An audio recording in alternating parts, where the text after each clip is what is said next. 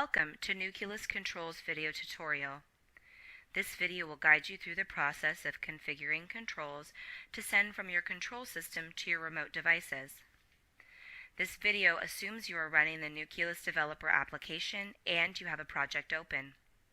From the Tools menu, select the item Define Controls. Here we can see the controls that were created for us during the communications training videos. We can also see the sample controls that were shipped with the product.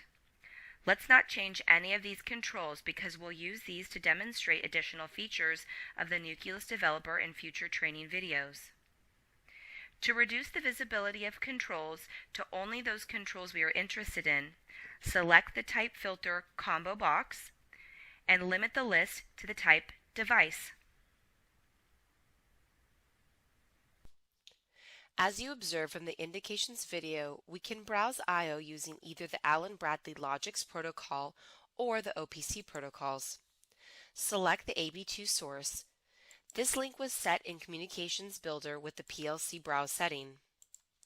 Notice that the New button has been converted to Browse, and you can select your controls from the PLC in the same method as shown in the indications video. Now select the OPC-UA1 source. Once again, notice that the controls have no entries, but you can add them by selecting the Browse button and connecting to the OPC server to select your buttons as shown in the indications video. Now, select the AB1 source to see controls that were automatically created by the Structured Arrays option. Now, let's change the format to digital for the first two words in AB1.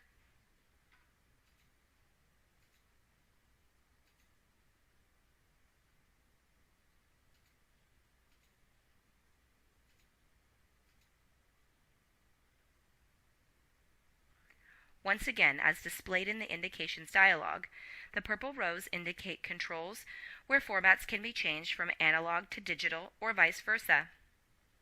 And the light blue backgrounds indicate columns that cannot be edited directly via this interface.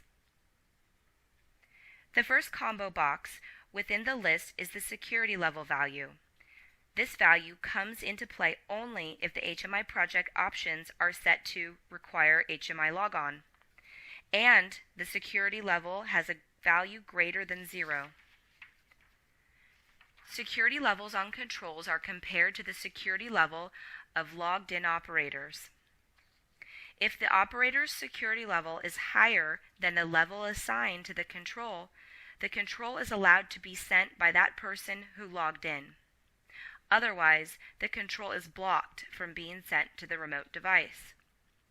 Select the security level combo to choose from the available options. The maximum number of security levels allowed is 32,000.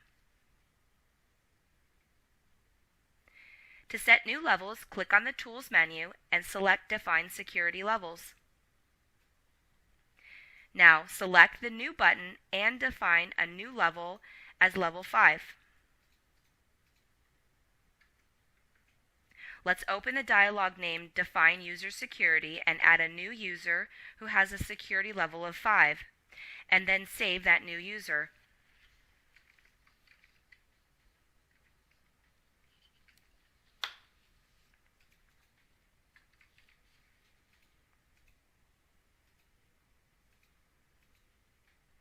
We'll return to the Controls dialog and assign a security level of 5 to the second digital control for AB1.